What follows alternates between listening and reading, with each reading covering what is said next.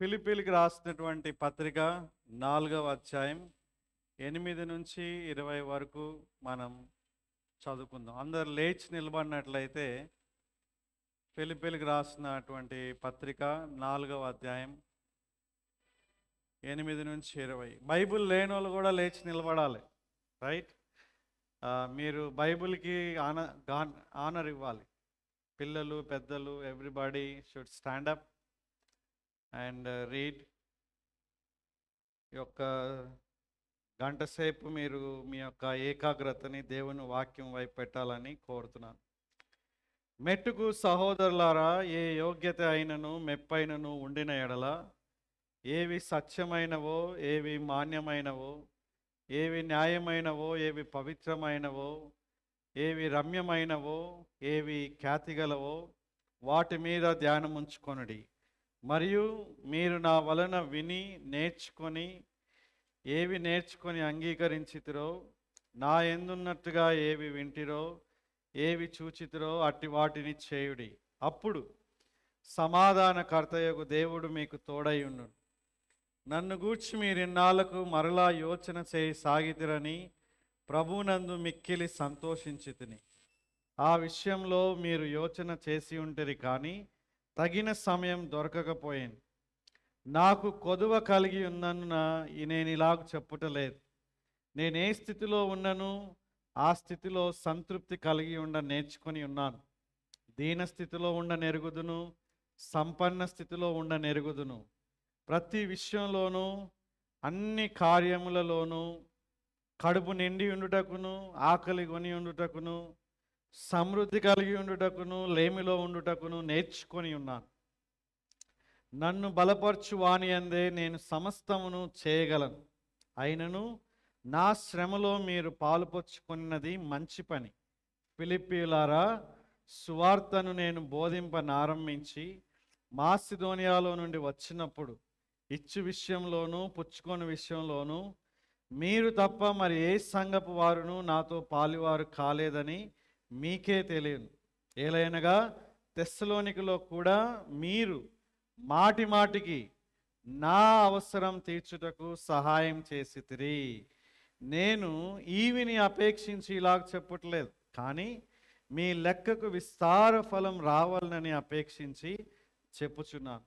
నాకు సమస్తమును సమృద్ధిగా కలిగి ఉన్నది. మీరు పంపిన వస్తువులు ఎపఫ్రోదితు వలన పుచ్చుకొని ఏమీ తక్కువ లేక ఉన్నాను. అవి మనోహరమైన సువాసనయు దేవునికి ప్రీతికరమును ఇష్టమునునైన యాగమునై ఉన్నవి. కాగా దేవుడు తన ఐశ్వర్యం చొప్పున క్రీస్తు యేసునందు మహిమలో మీ ప్రతి అవసరమును తీర్చును.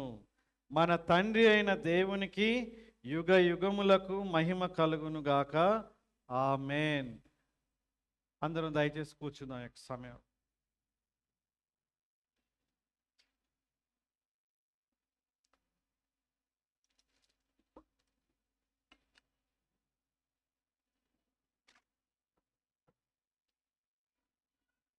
దాదాపు మనం ఫిలిప్పీ పత్రికలో చివరి ఆ యొక్క సూచనలు, దేవుడు పౌలు ద్వారా ఇచ్చినటువంటి ఆ యొక్క సూచనలు మనం కొన్ని నేర్చుకుంటున్నాం. ఈ సంఘం ఐరోపా ఖండంలో మొట్టమొదటిగా స్థాపించబడినటువంటి సంఘం. ఇది ముఖ్యంగా అన్యులతో ప్రారంభమై ఆ తరువాత పౌలు యొక్క పరిచర్యలో చాలా విస్తృతంగా వాడబడినటువంటి ఈ యొక్క సంఘం. ఈ సంఘంలో ప్రాముఖ్యంగా ఐక్యత ఉండాలని పౌలు కోరుకుంటున్నాడు. వాళ్ళ జీవితంలో సిద్ధాంతపరంగా బాగానే ఉన్నారు, పరిచర్యలో బాగానే ఉన్నారు, కానీ వారి మధ్యలో ముఖ్యంగా ప్రభావితం చెందగలిగినటువంటి వారిలో కొంత భిన్నాభిప్రాయాలు ఉన్నట్లుగా కనిపించింది. కాబట్టి ఐక్యత వాళ్ళు కలిగి ఉండాలి. అదే సమయంలో ఇంకొక ప్రాముఖ్యమైనటువంటి విషయాన్ని కూడా పదే పదే చెప్పడం మనం గమనిస్తున్నాం. దేవునిలో ఆనందించాలి, క్రీస్తులో ఆనందించాలి, క్రీస్తులో మనం ఆనందించాలి అని చెప్తున్నారు, రైట్? అంటే ఎప్పుడు ఆనందించాలి? ఎల్లప్పుడూ ఆనందించాలి. ఆల్వేస్, ప్రతి సమయంలో ఆనందించడం ఎంత కష్టమైన పని కదా. వీలవుతుందా అండి? ముఖ్యంగా అసలు ఆనందించమని చెప్పడం ఏంటి? ఆనందం అనేది రావాలి కదా, లోపల నుంచి వస్తుంది ఆనందం అనేటటువంటి, సంతోషం అనేటటువంటి. కాబట్టి దేవుడు దీన్ని ఒక ప్రాముఖ్యమైనటువంటి ఆజ్ఞగా ఇక్కడ ఇవ్వడం మనం చూస్తున్నాం. ఆజ్ఞ అనేటటువంటిది ఎందుకు అంటే, ఇది మన యొక్క ఎమోషన్ గురించి మాట్లాడడం లేదు, మన యొక్క వైఖరి, మన లోపల మన ఉద్దేశం గురించి మాట్లాడుతున్నాం. కాబట్టి మన పరిస్థితులు ఎట్లున్నా సరే మనం ఆనందంగా ఉండగలం. దానికి ఒకే ఒక ఆధారం ఏంటంటే యేసుక్రీస్తు ప్రభువారు. యేసుక్రీస్తు ప్రభువారు ఉంటే మనం ఎల్లప్పుడూ ఆనందంగా ఉండగలం.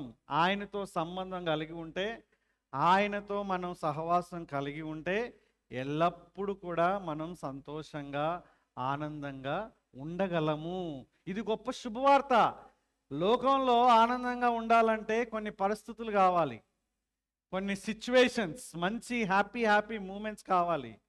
కానీ దేవుడిచ్చేటటువంటి ఆనందం పరిస్థితులకి అతీతంగా ఉంది. అలాంటి ఒకానొక సన్నివేశాన్ని ఈరోజు మనం నేర్చుకోబోతున్నాం. ఈరోజు వాస్తవానికి 4 విషయాలు చెప్పాలనుకుంటున్నా. ఎన్ని విషయాలు? టైం కుదిరితే 4, టైం కుదరకపోతే ఎన్ని? 1. రైట్. సో సమయాన్ని బట్టి మనం ముందుకు వెళ్దాం. ఒకసారి అందరూ కూడా 13వ వచనాన్ని ఒకసారి గమనించండి. ఫిలిప్పీలకు రాసిన పత్రిక 4:13. నన్ను బలపరచు వానియందే నేను సమస్తమును చేయగలను. I can do all things through Christ who strengthens me. నాకు బలాన్ని ఇచ్చేటటువంటి యేసయ్య ఉన్నాడు కాబట్టి నేను సమస్తాన్ని చేయగలను అంటున్నాడు ఇక్కడ. అన్నీ చేయగలను అంటున్నాడు ఇక్కడ. ఇంకో మాటలో ఏమంటున్నాడు ఆయన? యేసుక్రీస్తు నాకు తోడుగా ఉన్నాడు కాబట్టి నేను అన్నీ చేయగలను, నేను ఏమైనా చేయగలను అంటున్నాడు ఇక్కడ. బాస్ దగ్గర ప్రమోషన్ తెప్పించుకోవాలనుకుంటే ప్రమోషన్ తెప్పించుకోగలను. క్రికెట్లో 6 కొట్టాలంటే 6 కొట్టగలను. ఫలానా చీర కొనుక్కోవాలంటే నేను కొనుక్కోగలను. బస్సులో ఎక్కినప్పుడు ఫలానా సీటు కావాలంటే నాకు సీటు నేను తెప్పించుకోగలను. ఏమైనా చేయగలను నేను. ఇక్కడి నుంచి అక్కడికి ఎగిరిపోవాలంటే కూడా ఎగిరిపోగలను. అవునా? సో ఇక్కడ సమస్తమును చేయగలను అనేటటువంటి దాన్ని ఎట్లా అర్థం చేసుకోవాలి? ఎప్పుడైనా సరే అన్నీ చేయగలను, సమస్తాన్ని చేయగలను, నువ్వేమైనా అడుగు నేను ఇచ్చేస్తా అంటారు కొంతమంది. అవునా? ముఖ్యంగా తల్లిదండ్రులు, ఏమైనా అడుగురా ఇచ్చేస్తాను, నువ్వు అడిగింది ఏదైనా ఇచ్చేస్తా అంటారు. అంటే అడిగితే ఏదైనా ఇచ్చేస్తారా? కాదు, దానికి ముందు ఒక సందర్భం జరుగుంటుంది అన్నమాట.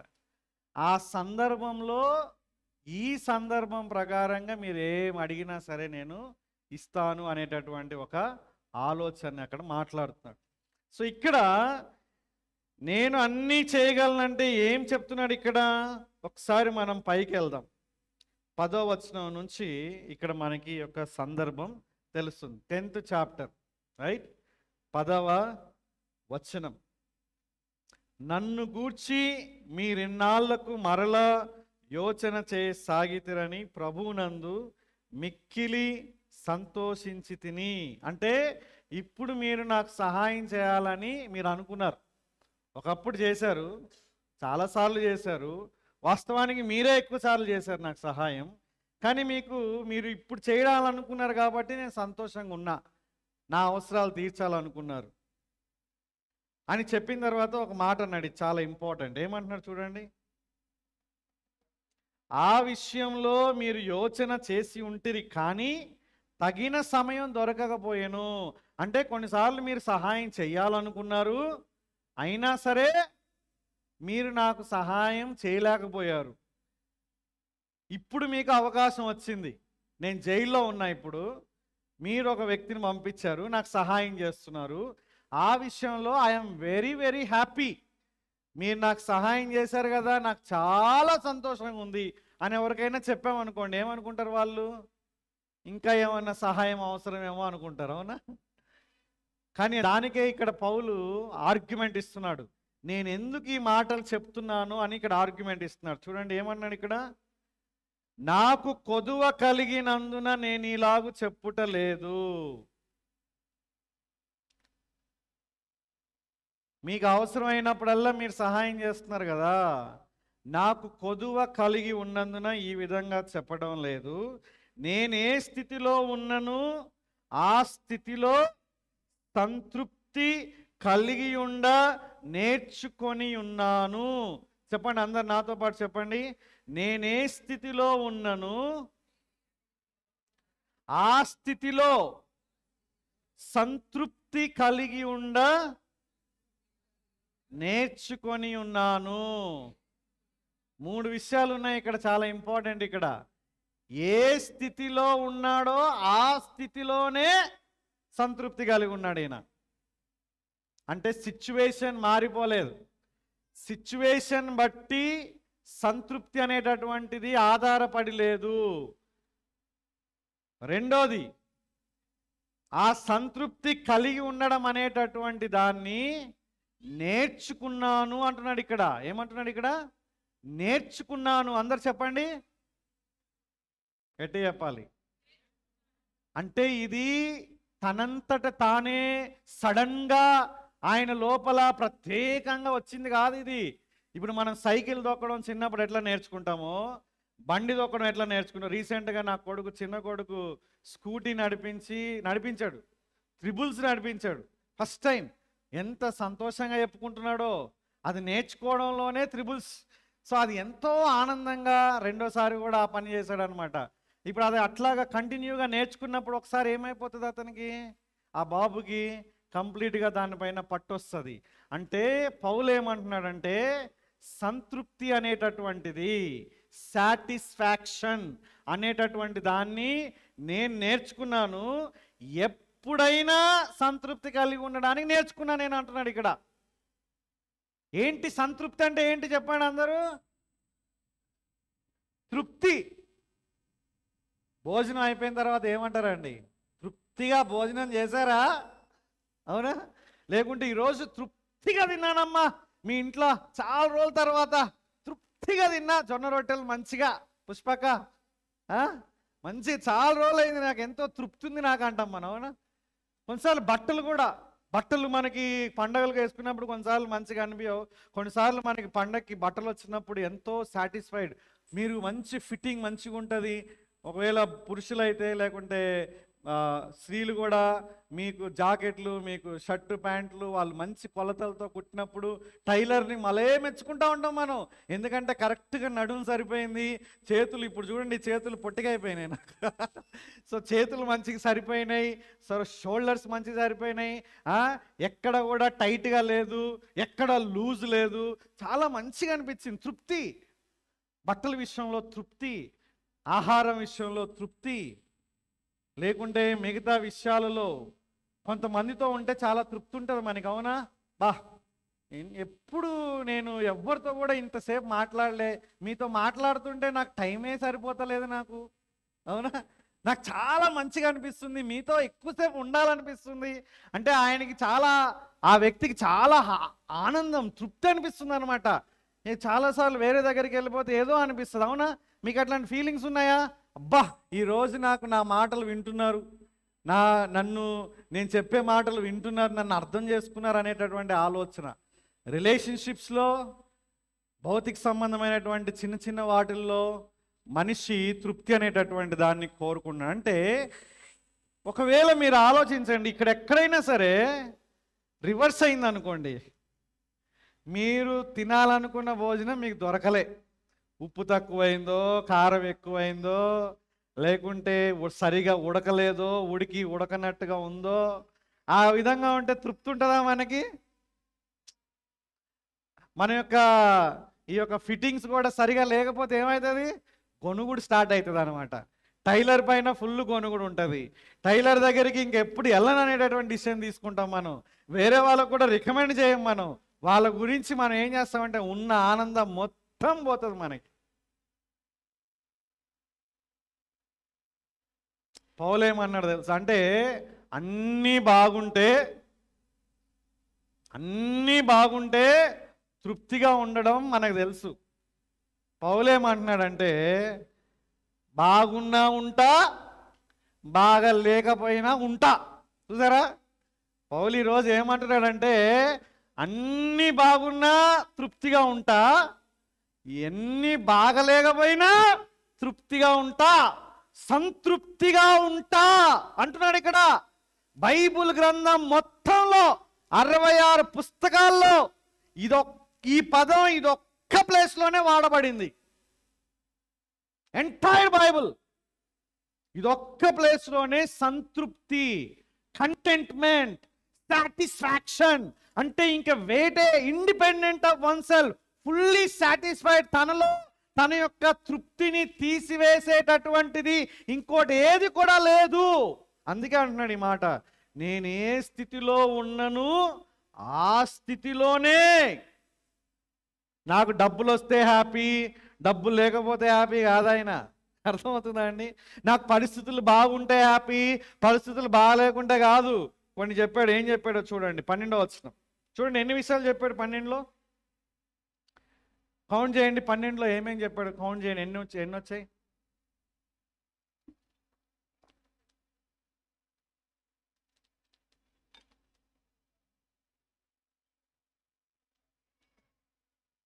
ఎన్ని చెప్పాడు? ఎన్ని విషయాలు చెప్పాడు చెప్పండి. 1 2 3 4 5 6 విషయాలు ఇక్కడ మెన్షన్ చేశాడు. అందరి దగ్గర బైబిల్ ఉంది కదా? 12వ వచనంలో ఈ మాటలు ఉన్నాయి చూడండి. దీన స్థితిలో ఉండనెరుగుదును. అసలు నెరుగుదును అంటే ఏం తెలుసా అండి? I know how to be content in lowly situations. దీన స్థితి అంటే ఒక పేదరికం. ఇంకో మాటలో పూర్, ఒక పేదవాడుగా ఉండడం అనేటటువంటి దాని గురించి నాకు తెలుసు. ఆ విషయం గురించి నేను కూడా పేదవాడిగా కొన్ని రోజులు ఉన్నానన్నాడు ఆయన. అలాగే సంపన్న స్థితిలో ఉండనెరుగుదును. కొన్నిసార్లు దేవుడు అత్యధికంగా ఆశీర్వదించినప్పుడు ఆయన లావిష్గా ఉండడం, దేవుని యొక్క భౌతికమైనటువంటి దీవెనలు ఫుల్గా ఆయన ఎక్స్పీరియన్స్ అవ్వడం, ఆ స్థితి కూడా ఆయనకి తెలుసు. ఇంకా చెప్తున్నాడు చూడండి. ప్రతి విషయంలో, అన్ని కార్యములలో. ఒక రకంగా ఇది రైమింగ్ ప్యారలిజం లాగా కనిపిస్తుంది మనకి. అంటే అన్ని సందర్భాలలో, ప్రతి విషయంలో, రెండు కూడా ఒకటే వాస్తవానికి, రైట్? ఈ రెండిట్లో కూడా నేను సంతృప్తిగా ఉండడానికి నేను నేర్చుకొని ఉన్నాను అంటున్నాడు. మూడోది చాలా ఇంపార్టెంట్ అండి. మూడో కంపారిజన్ ఏంటి?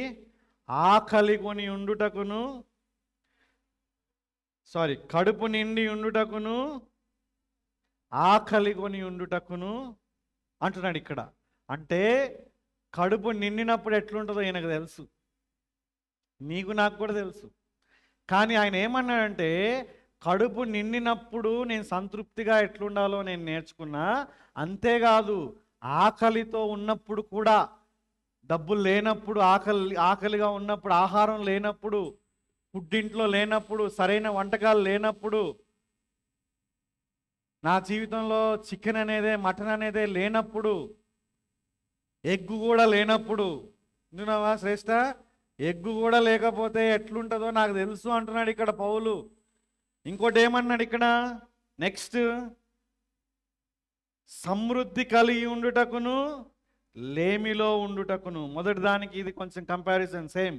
సమృద్ధి అంటే అన్నీ ఉండడం, మంచిగా డబ్బులు ఉన్నాయి, ఆరోగ్యం ఉంది, మంచి మంచి సంబంధాలు కలిగి ఉన్నారు, అన్ని విషయాల్లో కూడా ఎంతగానో దీవెనలు, రైట్? ఆయనలో ఏ కొదువ లేకుండా ఉందన్నమాట. ఆ విధంగా దేవుడు దానిని దీవించినటువంటి ఒక కాలం గురించి చెప్తున్నాడు. అక్కడ ఉన్నది. అలాగే లేమిలో, లేమి అంటే ఏంటి? కొరత. చెప్పండి, కొరత.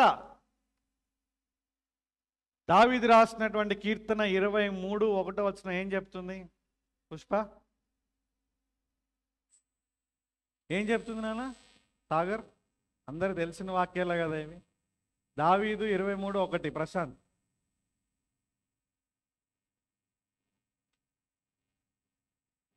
రాక్షాయని ఎవరైనా చెప్పండి. 23:1 ఏంటి? యెహోవా నా కాపరి, లేమి కలుగదు అంటున్నాడు ఇక్కడ. అలాంటి దేవుణ్ణి కలిగి ఉన్నటువంటి యొక్క వ్యక్తి కొన్ని సందర్భాల్లో లేమి కలిగి ఉండేటటువంటి పరిస్థితి గుండా కూడా వెళ్ళడినా. అర్థమవుతుందా? దేవుడు తన పిల్లల్ని కొన్నిసార్లు ఇలాంటి పరిస్థితులు గుండా తీసుకువెళ్తాడు ఆయన. అప్పుడు ఆ పరిస్థితుల్లో ఆయన పిల్లలు ఎలా రెస్పాండ్ అవ్వాలో ఆయన మనకు నేర్పిస్తున్నాడు ఇక్కడ. ఒకసారి 2 కొరింథీ పత్రిక 12వ అధ్యాయం కోసం అందరం. కొరింథీలకు రాసినటువంటి 2వ పత్రిక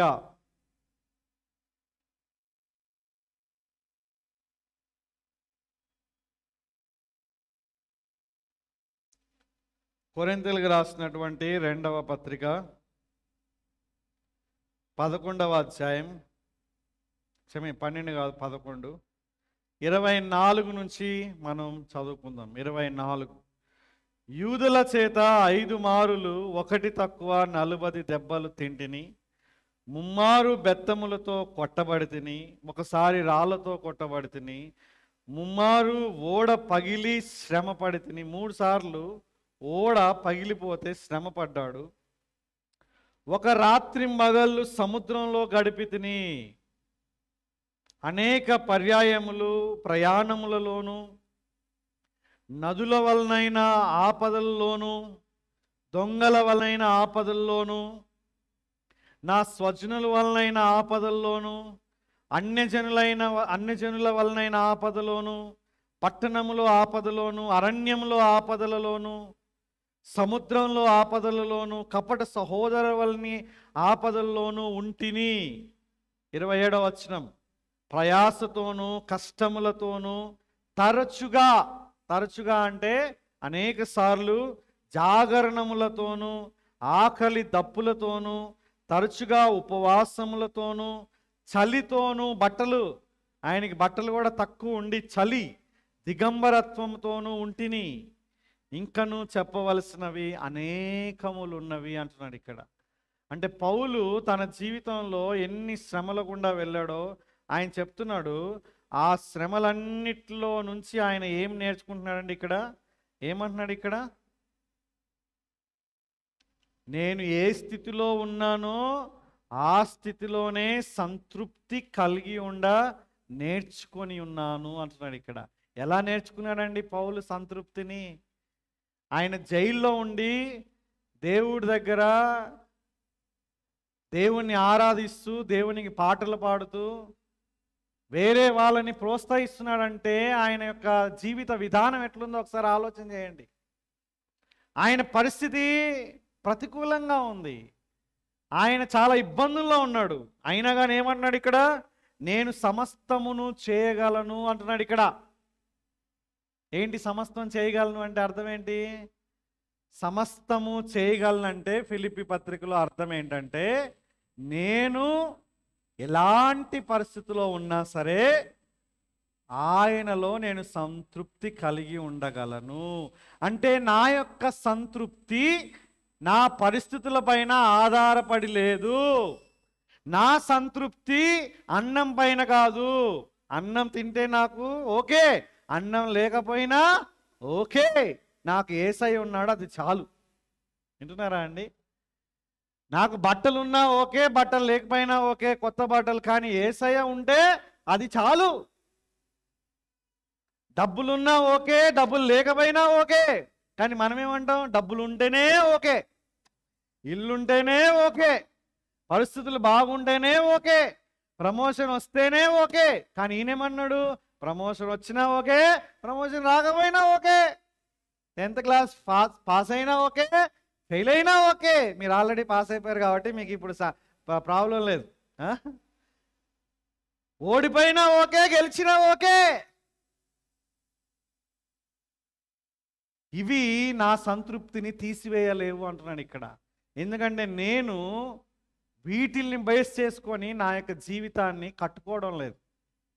నాకు సంతృప్తిని ఇచ్చేటటువంటిది దేవుడు కాబట్టి ఆయన పైన నేను ఆధారపడి ఉన్నాను అని చెప్తున్నాడు ఇక్కడ. ఆయనే నా యొక్క సంతృప్తికి అస్సలైనటువంటి కారణం. ఆయన లేకపోతే లేదు. అందుకే మీరు ఒకసారి ఆలోచించండి, మీకు ఇష్టమైన వ్యక్తులు ఎవరైనా ఉన్నప్పుడు ఫుడ్ లేకపోయినా సరే మీకు ఏమనిపిస్తుందండి? ఫుడ్ ఉన్నా లేకపోయినా మీకు సంతృప్తిగా ఉంటుందా లేదా? అసలు వాళ్ళతో గడిపినప్పుడు ఎట్లా అనిపిస్తుంది మనకి? మీకు అన్నం గుర్తురాదు, అర్థమవుతుందా? అన్నం తింటారు, బిర్యానీ తినొచ్చు, లేకుంటే ఏమైనా తినొచ్చు. కానీ కొంతమంది వ్యక్తులతో మనం ఉంటున్నప్పుడు ఆ సమయంలో మిగతా ఉన్నా లేకపోయినా అవి మనకి ఎంత ఫరాకు ఉంటుందా? అవి ఉండదు. ఎందుకంటే ఆ వ్యక్తి మీకు, మీరు ఆ వ్యక్తికి, మీరిద్దరూ కలిగి ఉన్నటువంటి ఆ యొక్క గొప్ప సంబంధం అటువంటిది. అంటే దేవుడితో మనం కనుక ఒక మంచి సంబంధాన్ని, యేసుక్రీస్తు ప్రభువారిలో ఒక మంచి సంబంధాన్ని మనం కట్టుకోగలిగితే, ఆయనతో మన సంబంధంలో ఉండగలిగితే, మనకి పరిస్థితులకు అంటే అతీతంగా మనం సంతృప్తిగా ఉండగలము. ఇది ఒకప్పుడు ఏం జరిగింది? ఆదామవ్వ పాపం చేసినప్పుడు మనిషి దేవునితో సంబంధాన్ని కోల్పోయాడు. ఆ కొరత మనిషిలో ఎప్పటికీ ఉందన్నమాట. మనిషి ఆ కొరతతోనే ఉంటున్నాడు మనిషి. కానీ ఎప్పుడైతే యేసుక్రీస్తు ప్రభువారు ఈ లోకానికి వచ్చాడో, ఆయన మానవులందరి బదులుగా ఆ సిలువలో ఆయన మరణించాడో, పాతి పెట్టబడ్డాడో, ఆయన తిరిగి లేచాడో, ఆయన యందు విశ్వాసం ఉంచినటువంటి ప్రతి ఒక్కరికి కూడా మళ్ళా దేవునితో ఒక మంచి సంబంధం ఏర్పడింది. కాబట్టి నువ్వు నేను ఆయన బిడ్డలుగా ఆ సంబంధంలో ఎదుగుతున్నప్పుడు మనకి దేవుని యొక్క తృప్తిని మనం కలిగి ఉండగలం. కాబట్టి ఇది పరిస్థితులుగా అంటే మించినది. మనం కూడా పౌలులాగా చెప్పగలగాలి. ఏమని చెప్పగలగాలి? నేను ఏ స్థితిలో ఉన్నా సరే ఆ స్థితిలో సంతృప్తి కలిగి ఉండడం నేర్చుకొని ఉన్నాను అంటున్నాడు ఇక్కడ. రెండో విషయం ఏంటండి? నేర్చుకోవడం చాలా ఇంపార్టెంట్. అంటే ఇది సడన్గా రాదు. యేసుక్రీస్తు నమ్ముకోగానే ఆటోమేటిక్గా ఫుల్ నువ్వు సంతృప్తిగా ఉండవు. నువ్వు ఎక్సర్సైజ్ చేయాలి, నువ్వు అభ్యాసం చేయాలి. అంటే ఏంటి తెలుసా అండి? నువ్వు వినండి దయచేసి అందరూ కూడా, నువ్వు దేవునితో మంచి సమయం నువ్వు గడపాలి. మనం సంతృప్తి కలిగి ఉండాలంటే ఆయనతో సమయం గడపాలి. లాస్ట్ వీక్ మనం ఏం నేర్చుకున్నాం తెలుసా అండి? మన యొక్క మనసు రూపాంతర చెందాలంటే ఆయన వాక్యాన్ని ధ్యానించాలని నేర్చుకున్నాం. కానీ ఈ రోజున మనం తెలుసుకోవాల్సిన విషయం ఏంటంటే ఇది అంటే తనకు తానుగా పొరపాటున జరిగేటటువంటి క్రియ కాదు. మనం దేవుని పాదాల దగ్గర కూర్చొని ఆయన యొక్క వాక్యాన్ని ధ్యానిస్తూ ఆయనతో ముచ్చటిస్తూ అది మనం కంటిన్యూగా మనం చేసినప్పుడు ఆయనలో ఆయన ఇచ్చేటటువంటి ఆ యొక్క తృప్తిని మనం కలిగి ఉంటాం. అప్పుడు మీకు పరిస్థితులు అనేటటువంటివి ఎట్లున్నా సరే, కొంత ఎమోషనల్గా బాధ అవన్నీ ఉన్నప్పటికీ కూడా మీ యొక్క తృప్తి అనేటటువంటిది మీది మారదు. ఏ విధంగా అయితే ఆనందం అనేటటువంటిది మారదో, ఇప్పుడు తృప్తి అనేటటువంటిది కూడా మారదు. ఈ స్థితికి రావాలంటే ఎంత సమయం కావాలండి? కొన్నిసార్లు చాలా కష్టం అనిపిస్తుంది మనకి, అవునా? కొన్నిసార్లు కొన్ని పరిస్థితులు మనల్ని చాలా ప్రభావితం చేస్తాయి. కొన్నిసార్లు మనం అనుకున్నప్పుడు కొన్ని విషయాలు జరగకపోతే మనకు చాలా కష్టం అనిపిస్తుంది. మనకి ఎమోషనల్గా చాలా డిస్టర్బ్ అయిపోతాం మనం.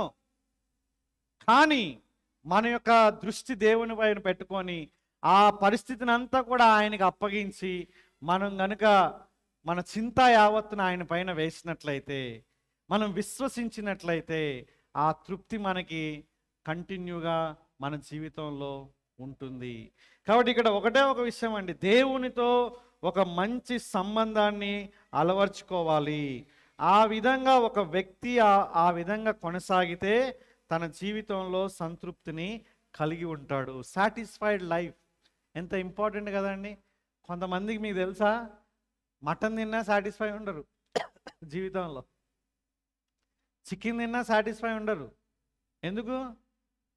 ఇంకా తినాలి, వాళ్ళకి తృప్తి అనేది ఉండదు. మీకు తెలుసా అండి, మీకు అనిపిస్తుంది అట్లా కొన్నిసార్లు, లేకుంటే చాలాసార్లు మనం తిన్నా కూడా తృప్తి ఉంటుంది మనకి. చాలా తక్కువ సార్లు మనం చాలా తృప్తిగా ఆ ఫీలింగ్ వస్తుంది అనమాట మనకి. అవునా? తృప్తి అనేటటువంటి ఫీలింగ్ రుచిని బట్టి, వ్యక్తుల్ని బట్టి, లేకుంటే అక్కడ ఉన్నటువంటి టేస్ట్ని బట్టి, నీకున్న ఆకలిని బట్టి, అన్నిటిని బట్టి అప్పుడు తృప్తి అనేటటువంటి స్టార్ట్ అవుతుంది మనకి.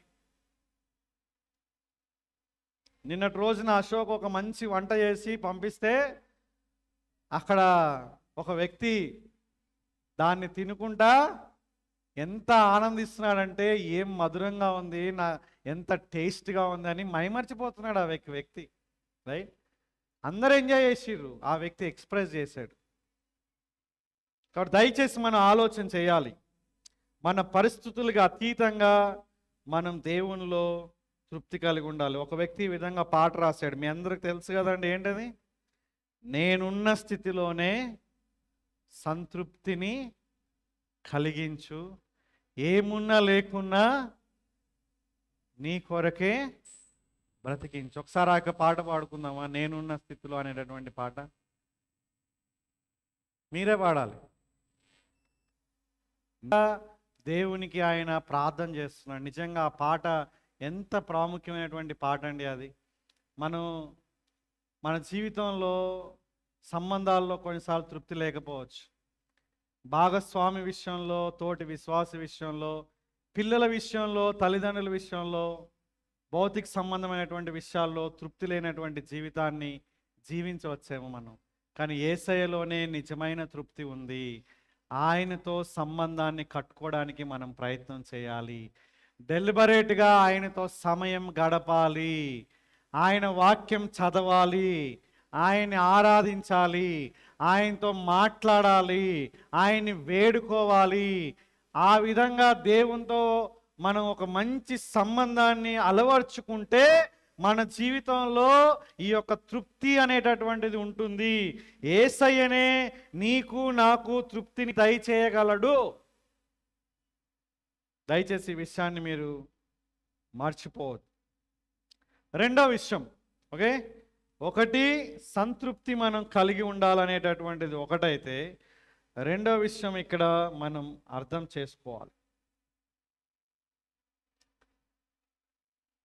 ఫిలిప్పీ సంఘం పౌలుకి వ్యక్తిగతంగా చాలా అవసరాలని తీర్చడం మనం ఇక్కడ గమనిస్తున్నాం. అర్థమవుతుందా మీ అందరికీ? ఫిలిప్పీ సంఘం అంటే ఆయన చాలా సంఘాలని స్థాపించాడు దేవుని కృప వలన. కొరింథీ సంఘం, తెస్సలోనిక సంఘం, రోమా సంఘం ఆయన వ్యక్తిగతంగా స్థాపించకపోయినా సరే ఆ యొక్క సంఘంతో ఆయనకి మంచి సంబంధం కలిగి ఉన్నాడు. కొలస్సీ సంఘం, రైట్, ఎఫెసీ సంఘం, ఈ విధంగా ప్రతి సంఘంతో కూడా చాలా మంచి సంబంధాలు కలిగినటువంటి యొక్క వ్యక్తి. ఆయన వ్యక్తిగతంగా తనకి ఫిలిప్పీ సంఘం చాలా ఎక్కువగా సహాయం చేసిందని చెప్తున్నాడు. 16వ వచనంలో మీరు చూడండి. 16వ వచనం ఏం చెప్తుందో తెలుసా అండి? ఏలయనగా తెస్సలోనికలో కూడా మీరు, అంటే తెస్సలోనికలో కాకుండా ఇంకో ప్లేస్లో కూడా చేశారు వాళ్ళు, మాటి మాటికి నా అవసరం తీర్చుటకు సహాయం చేసితిరి. మాటి మాటికి అంటే చాలాసార్లు. అయితే ఏమంటున్నాడు? ఎవరికి సహాయం చేశారు వీళ్ళు? వ్యక్తిగతంగా పౌలుకి సహాయం చేశారు. ఇక్కడ చూడండి, నా అవసరం మీరు తీర్చారు. నేను ఒక సేవకుడిని కాబట్టి, నేను ఒక అపోస్తుల్ని కాబట్టి, నేను ఒక ప్లేస్ నుంచి ఇంకో ప్లేస్కి వెళ్ళి పరిచయం చేస్తున్నాం కాబట్టి నాకు మీరు ఎంతగానో సహాయం చేశారు. మీరు వాస్తవానికి చెప్పాలంటే నేను కొన్ని సంఘాల్లో డబ్బులు తీసుకోలేదు. మీరిచ్చినటువంటి డబ్బులు తీసుకొని నేను వేరే సంఘాల్లో కూడా ఉచితంగా సేవ చేశాను నేను అక్కడ. ఎందుకంటే అక్కడ సేవ ఉచితంగా చేయడం వలన దేవునికి మహిమ వస్తుంది అక్కడ. అక్కడ డబ్బులు తీసుకొని చేస్తే ఆ యొక్క సేవకు అక్కడ ఆ ప్లేస్లో విలువ ఉండదు కాబట్టి అక్కడ తప్పుగా అర్థం చేసుకుంటున్నారు. కాబట్టి నేను మీ యొక్క సహాయాన్ని నేను తీసుకొని వేరే సంఘాల్లో కూడా సహాయం చేశానని చెప్తున్నాడు ఇక్కడ. మీరు చూడండి ఈ సహాయం అనేటటువంటిది ఎన్నిసార్లు వచ్చిందో, ఈ 10 వచనాల్లో ఎన్నిసార్లు వచ్చిందో మీరు చూడండి. 10వ వచనంలో ఏమంటున్నాడు ఇక్కడ, మీరిన్నాళ్ళు నన్ను గూర్చి, వెరీ స్పెసిఫిక్గా వ్యక్తిగతంగా మాట్లాడుతున్నాడు. నన్ను గూర్చి అంటే నా గురించి మీరు ఆలోచన చేశారు, దాన్ని బట్టి నీకు దేవునికి వందనాలు. రెండోసారి మనం ఇక్కడ చూస్తున్నాం 16వ వచనంలో, మాటి మాటికి నా అవసరం తీర్చారు అనేటటువంటి విషయం చెప్తున్నాడు. 18వ వచనంలో మీరు వస్తే 18, నాకు సమస్తమును సమృద్ధిగా కలిగి ఉన్నది, మీరు పంపిన వస్తువులు ఎపఫ్రోదితు వలన పుచ్చుకొని ఏమీ తక్కువ లేక ఉన్నాను. అంటే ఇక్కడ మనం ఏం చూస్తున్నామంటే ఈ ఫిలిప్పీ సంఘం సేవకుడైన అపోస్తులైనటువంటి ఈ యొక్క పౌలుని చాలా పట్టించుకున్నటువంటి సంఘంగా ఇక్కడ మనకు కనిపిస్తుంది. ఇది చెప్పడానికి కొంచెం నాకు కష్టంగా ఉంది, కానీ ఇది బైబిల్ వాక్యంలో ఉన్నటువంటి చాలా స్పష్టమైనటువంటి లేఖన భాగం. అంటే సంఘ నాయకులకి లేకుంటే దేవుని సేవకులకి సహాయం చేయడం అనేటటువంటిది ఇక్కడ మనం చూస్తున్నాం. సహాయం చేయాలని ఆజ్ఞాపించబడ్డం మనం చూసాం. అలాగే ఇక్కడ ఈ సంఘం ఒక మోడల్గా ఉందన్నమాట. మీరు ఒకసారి గలతీ పత్రిక 6వ అధ్యాయంకి రండి. గలతీలకు రాసినటువంటి పత్రిక 6వ అధ్యాయంలో ఈ మాటలు ఉన్నాయి. ఇక్కడ 6వ వచనంలో మీరు చూడండి, వాక్యోపదేశం పొందువాడు ఉపదేశించువానికి, అంటే వాక్యం చెప్పేవానికి మంచి పదార్థములన్నిటిలో భాగం ఇయ్యవలెను. అంటే సంఘం దేవుని యొక్క పరిచర్య చేసేటటువంటి వాళ్ళని పోషించేటటువంటి సంఘంగా ఉండాలి. సంఘం దేవుని యొక్క సేవకుల్ని పట్టించుకునేటటువంటి వారిగా ఉండాలి. ముఖ్యంగా ఆర్థికంగా సహాయం చేసేటటువంటి వారిగా సంఘం ఉండాలి అని చెప్తున్నాడు ఇక్కడ.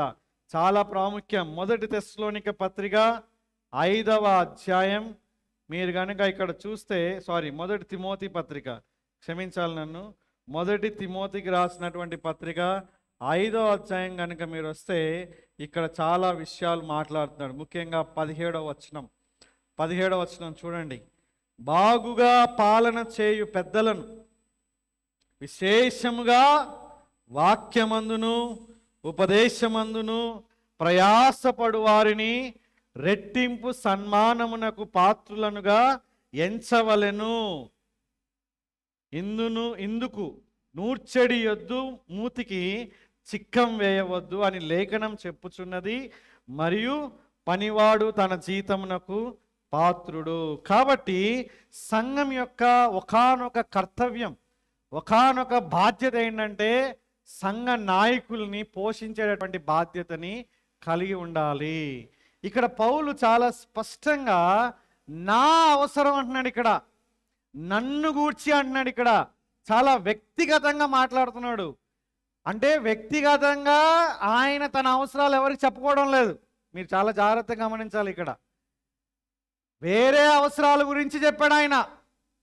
వేరే సంఘాల్లో అవసరాలు ఉంటే చెప్పాడు, వేరే దగ్గర మీరు డబ్బులు ఇవ్వాలంటే చెప్పాడు, కానీ తనకు డబ్బులు ఇవ్వాలంటే చెప్పలేదు. కాబట్టి నెక్స్ట్ మన పాయింట్ మనం చూద్దాం, నాయకులు ఎట్లా రెస్పాండ్ అవ్వాలి, నాయకులు ఏ విధంగా ఉండాలనేటటువంటిది కూడా ఇక్కడ ఉంది. కానీ ఇప్పుడు మనం ఏం చూస్తున్నామంటే సంఘ విశ్వాసులుగా మీరు సంఘ నాయకులకి ఆర్థికంగా సహాయం చేసేటటువంటి వారిగా మీరు ఉండాలి. ఆ విధంగా చేస్తే ఏమవుతుందో తెలుసా అండి? ఒకసారి రండి, ఫిలిప్పీ పత్రిక రండి.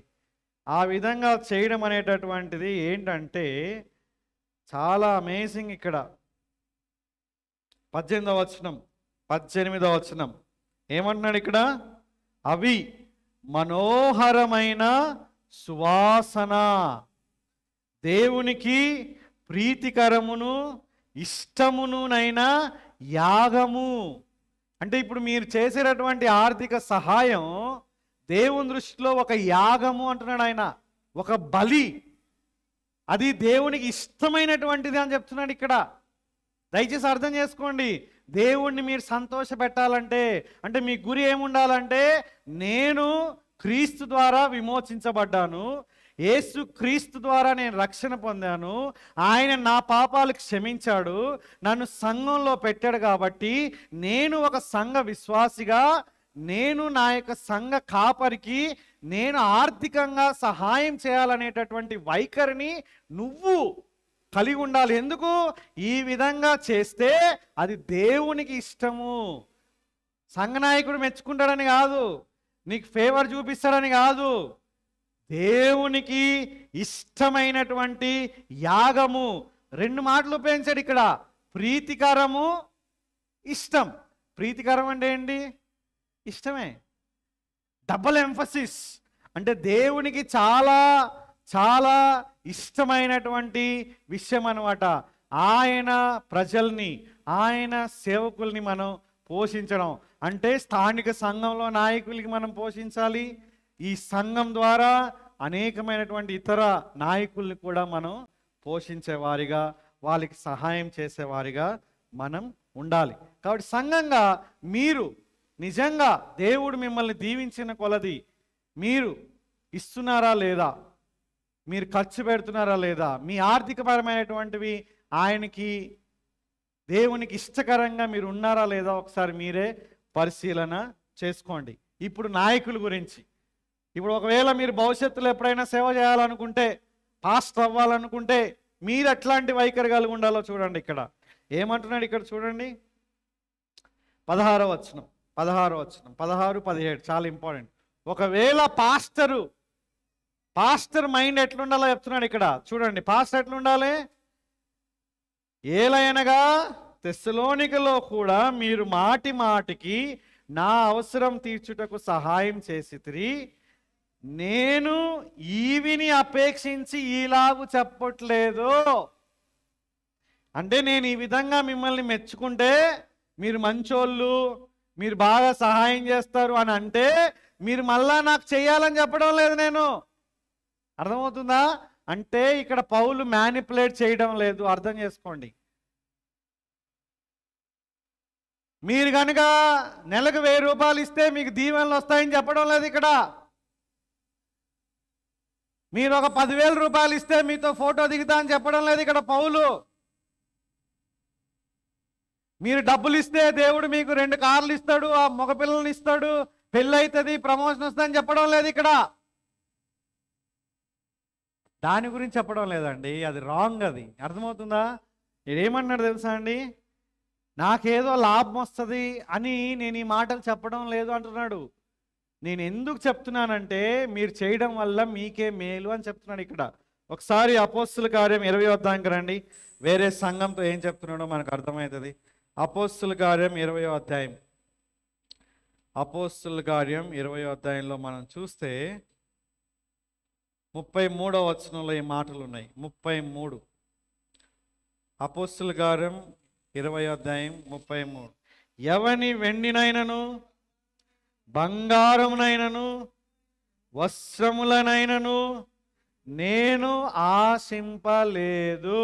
పాస్టర్లు ఈ మాట చెప్పగలగాలి, వింటున్నారా? పాస్టర్లు ఇక్కడ, నేను సంఘ నాయకుడిగా ఉన్నటువంటి నేను ఆ మాట చెప్పగలగాలి. దేవుని కృప వల్ల నేను మీ దగ్గర నుంచి ఏమి కూడా ఆశించడం లేదు. భవిష్యత్తులో కూడా అట్లా ఉండాలని నా కోసం ప్రేయర్ చేయండి. మీ డబ్బు కాదు నాకు ప్రాముఖ్యం, మీ ఆత్మలు ప్రాముఖ్యం. డబ్బు ఇవ్వాల్సింది మీరు, కానీ మీరు డబ్బు ఇవ్వాలనేటటువంటిది నా యొక్క గురి కాదు. నేను ఇక్కడ పౌలు ఏమన్నాడంటే, నేను ఆశ కూడా లేదు నాకు ఇక్కడ.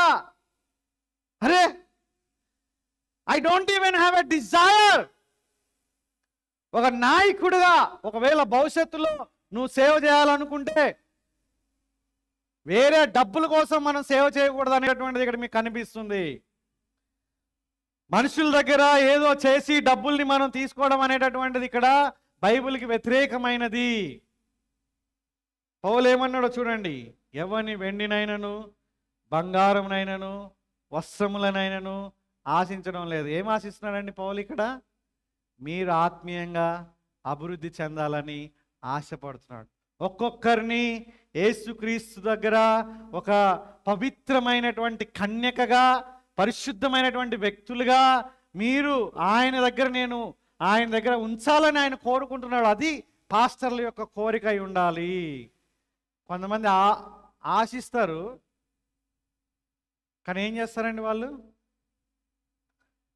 ఆశించినా కూడా దొరకకపోతే ఏం జరుగుతుంది? నెక్స్ట్ స్టెప్ ఏంటి? ఆశించినా దొరకకపోతే నెక్స్ట్ స్టెప్ ఏంటంటే మ్యానిపులేషన్. అంటే మిమ్మల్ని మెచ్చుకుంటారు మీరు ఇవ్వాలని, మీకు ఏదో చెప్తారనమాట, కబుర్లు చెప్తా ఉంటారు మీకు మీరు ఇవ్వాలని. అది కూడా మీరు జరగలేదనుకోండి, ఏం చేస్తారు తెలుసా? మిమ్మల్ని శాపాలు పెడతారు. వింటున్నారా? మీరు ఇవ్వకపోతే దేవుడు మీ కుటుంబాన్ని నాశనం చేస్తాడు. అప్పుడు మీరేం చేస్తారు? ఇచ్చేస్తారు. అవునా? టీవీలో ప్రసంగికులు చూసారా మీరు? టీవీలో ప్రసంగికులు ఏమంటారు? మీరు కనుక దేవుని దగ్గర డబ్బులు ఇవ్వకపోతే దేవుడు మీకు ఆశీర్వాదాలు ఇవ్వడు అంటారు అనమాట. ఏం చెప్తున్నారండి?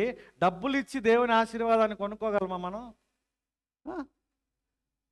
దేవుడు ఏదైనా ఆశీర్వాదం ఇస్తే అది కేవలం ఆయన యొక్క కృప, ఆయన యొక్క దయ. డబ్బులు ఇస్తే ఇవ్వడు దేవుడు ఆశీర్వాదాలని. ఆయన వేడుకుంటే ఆయన ఇస్తాడు ఆశీర్వాదాలని. మీకు తెలుసా అండి, ఒక వ్యక్తి దేవునికి వ్యతిరేకంగా ఉన్నా సరే ఆ వ్యక్తి బాగా తను తాను తగ్గించుకొని దేవుడి దగ్గర వేడుకుంటే కరుణించేటటువంటి దేవుడు అండి మనం సేవించేటటువంటి దేవుడు. కాబట్టి ఇక్కడ ఆశించకూడదు, మ్యానిపులేట్ చేయకూడదు. మూడోది ఏంటండి? భయపెట్టకూడదు. రైట్? ఒకవేళ నాయకులుగా ఉన్న వాళ్ళు ఏం చేయాలంటే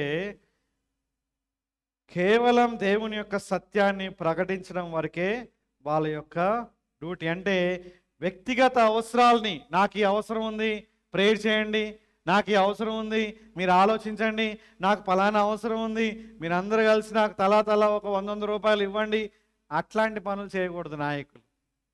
రైట్? అలా ఎవరైనా చేస్తున్నారంటే మీరు జాగ్రత్త కలిగి ఉండాలి. మీరు ఒకవేళ ఫస్ట్ టైం ఇప్పుడు వచ్చారు కదా, మీరు కనుక ఒకవేళ ఇక్కడి నుంచి ఎక్కడికైనా జాబ్ పనిపైన కానీ వేరే పనిపైన వేరే సంఘాల్లో ఉంటే ఇలాంటి సేవకుల పట్ల చాలా జాగ్రత్త ఉండాలి. వాళ్ళు ఎట్లాంటి వాళ్ళు తెలుసా అండి? ఒకసారి రండి. వాళ్ళు ఎట్లాంటి వాళ్ళు అంటే అపోస్తుల కార్యం 20వ అధ్యాయం రండి. అపోస్తుల కార్యం 20. ఎంత దారుణమైనటువంటి వాళ్ళు ఉంటారు తెలుసా అండి వాళ్ళు. బైబిల్ ఏం చెప్తుందంటే చాలా భయం అనిపిస్తుంది. 29వ వచనం, నేను వెళ్ళిపోయిన తర్వాత క్రూరమైన తోడేళ్ళు మీలో ప్రవేశించునని నాకు తెలియను. అది అండర్లైన్ దట్ వర్డ్. వారు మందను కనికరింపరు. అంతే కదండి. ఏం చేస్తున్నారు వాళ్ళు? పేదోడా లేదా వీడికి డబ్బులు ఉన్నాయా లేదా చూడరు. నువ్వు 10,000 ఇవ్వు నీతో ఫోటో దిగుతా అంటారు. నువ్వు నెలకు 1000 రూపాయలు ఇవ్వు నీకు దేవుడు ఆశీర్వాదాలు ఇస్తాడంటారు. నమ్మకండి అట్లాంటివన్నీ కూడా. డబ్బులతో దేవుని యొక్క ఆశీర్వాదాలని కొనలేం మనం. దేవుని యొక్క కరుణ వాత్సల్యం అనేటటువంటిది ఇంపార్టెంట్. ఈ దొంగ బోధకులు ఏం చేస్తారంటే వాళ్ళకి తెలుసు, అరే వీళ్ళు పేదవాళ్ళు, వీళ్ళు చాలా కష్టపడుతున్నారు, వీళ్ళ ఇంట్లో ఎన్నో సమస్యలు ఉన్నాయి, అవేం పట్టించుకోరు వీళ్ళు. నీకు దీవెన కావాలా సీను చెప్పు, నెలకు 1000 రూపాయలు ఇవ్వు దేవుడికి, ఆయన ఇస్తానే. ఈయన 1000 ఆయన 1000 ఇస్తే ఎవరికి దీవెన వస్తుంది చెప్పండి? పాస్టర్ గారు దీవించబడతారు, విశ్వాసులకి ఏం దీవెన ఉండదు అక్కడ. అంటే దేవుడు దీవిస్తాడంటే దీవిస్తాడు, కానీ ఈ విధంగా మోసపోవద్దు మనం. నువ్వు డబ్బులు ఇచ్చేటప్పుడు ఇష్టపూర్వకంగా ఇవ్వాలి.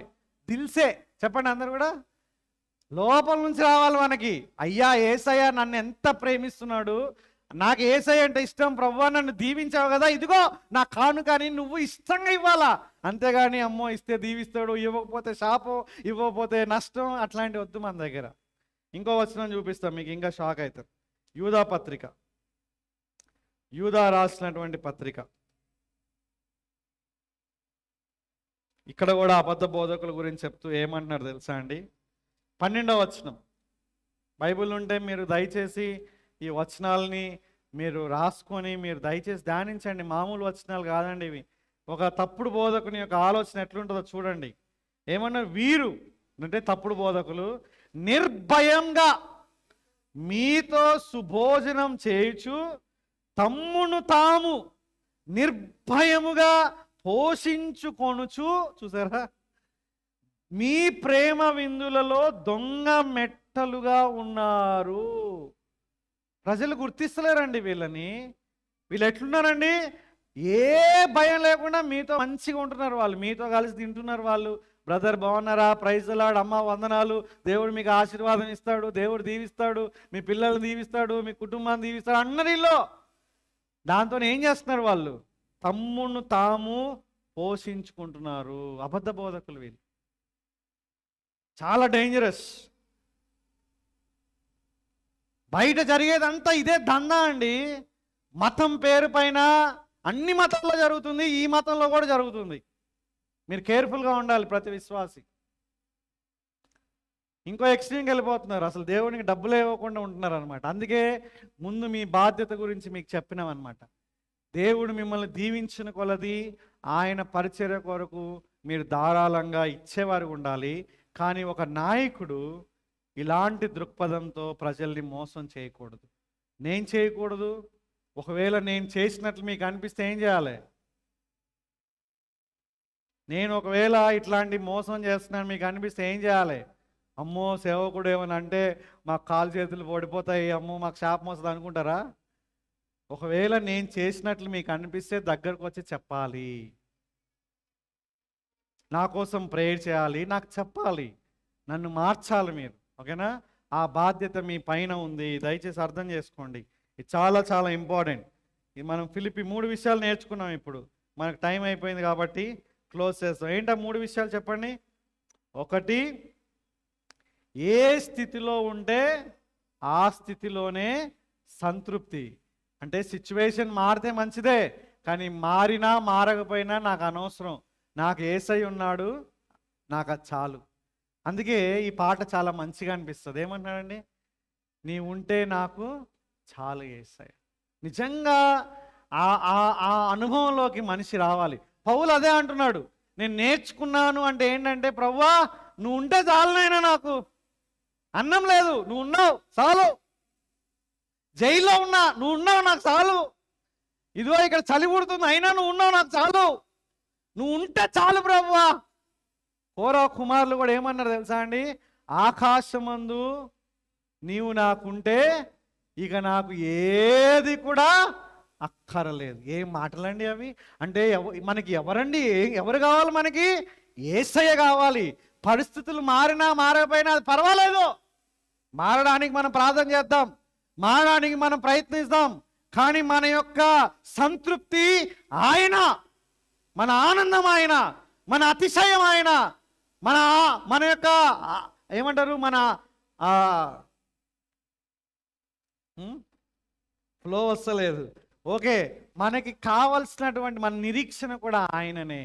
కాబట్టి యేసయ్యని మనం పట్టుకొని వదిలిపెట్టొద్దు. అర్థమవుతుందండి? ఆయన మనం ఎట్లా అంటే, ఆ గుడ్డి భిక్షకుడు, దావీదు కుమారుడా, దావీదు కుమారుడా నన్ను కరుణించంటే వాళ్ళందరూ ఏమన్నారు?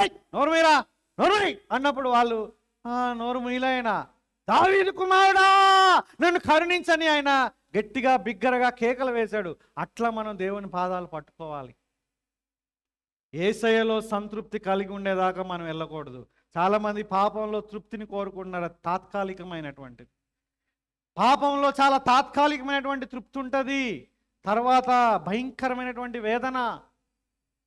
పోర్నోగ్రఫీ, అబద్ధాలు, వ్యసనాలు, స్వనీతి, గర్వం, అసూయ, వీటన్నిటిలో కూడా దొంగతనాలు.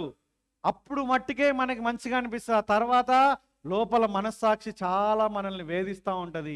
ఎందుకు చేసినా, ఎందుకు చేసినా, ఎందుకు చేసినా, చేయకుండా ఉంటే బాగుండు, చేయకుండా ఉంటే బాగుండు, చేయకుండా ఉంటే బాగుండు. అయ్యయ్యో. అందుకే మనం యేసయ్య దగ్గరికి వచ్చి ఆయన దగ్గర మనం క్షమాపణ పొందుకోవాలి. ఆయన మనం కలిగి ఉండాలి. రెండోది ఏం చూసుకున్నాం మనం? రెండోది ఏంటి?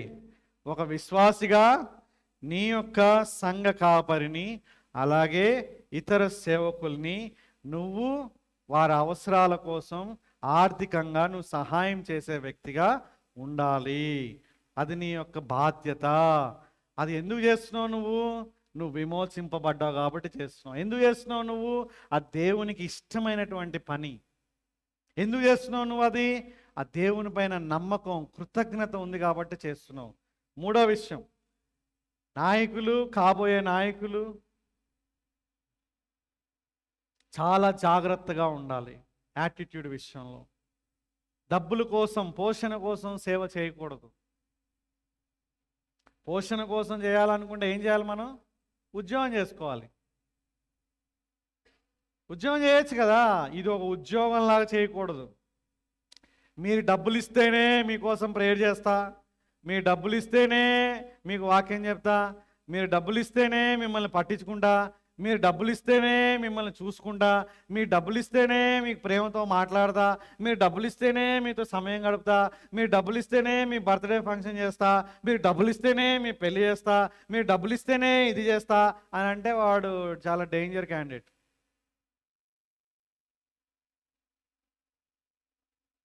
అంటే ఇస్తే తీసుకుంటారు, కానీ ఇస్తేనే చేస్తా అంటారు. చూడు, అర్థమవుతుందా? పెళ్ళి చేయాలంటారు కొంతమంది. అరే నా పిల్లల యొక్క పెళ్ళి, ఇది డబ్బులు నాకు ఎందుగా? మీ డబ్బులు ఇప్పుడు నీకు 2 పిల్లలు ఉన్నారు అనుకోండి, వాడు పెళ్ళి చేయాలంటే నువ్వు డబ్బులు ఇస్తేనే నీ పెళ్ళి చేస్తా అంటే ఎట్లుంటుంది? ఇదంతా నా కుటుంబం, రైట్? కానీ మీరు ఇష్టపూర్వకంగా ఇస్తే అది మంచిది, రైట్? ఒకసారి ఏమన్నాడంటే, ఒక వ్యక్తి వాళ్ళ ఇంటికి పెళ్ళి కుదిరింది, అన్నీ అయిపోయినాయి, డబ్బులు ఇస్తున్నారు నాకు. నేను చెప్పిన, నేను మీ ఇంటికి వచ్చిన, నేను డబ్బులు తీసుకోనికి రాలేదు ఇక్కడ, నేను మీకు పెళ్ళి చేయనీకి వచ్చిన నేను, కాబట్టి ఆనందంతో నన్ను చేయనివ్వండి, డబ్బులు మటుకు ఇవ్వకండి అని చెప్పిన నేను. ఆ వ్యక్తి చాలా తెలివిగలవాడు. ఏం చేశాడు తెలుసా? మా ఇంటికి వచ్చి డబ్బులు ఇచ్చిపోయాడు. నిజంగా ఇవ్వాలనుకున్నవాడు ఇస్తాడు, రైట్?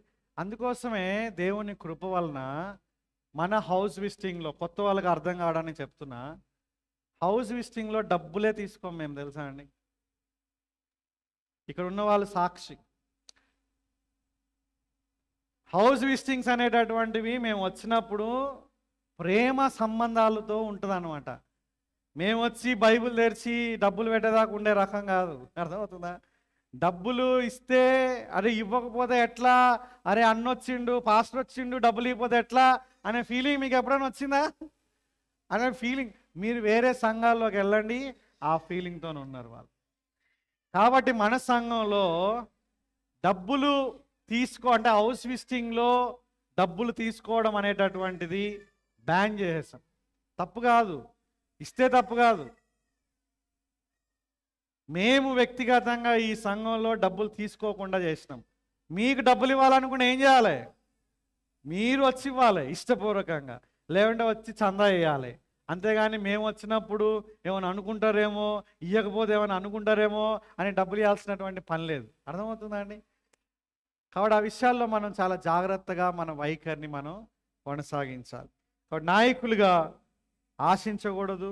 బైబిల్ ఏం చెప్తుంది తెలుసా అండి? నాయకులే కాదు, నువ్వు నేను కూడా ఆశించకూడదు. బైబిల్లో ఆజ్ఞలు ఉన్నాయి. ఏమని ఉన్నాయి? ఎవరి వెండినైనను బంగారంనైనా ఏది కూడా ఆశించకూడదు.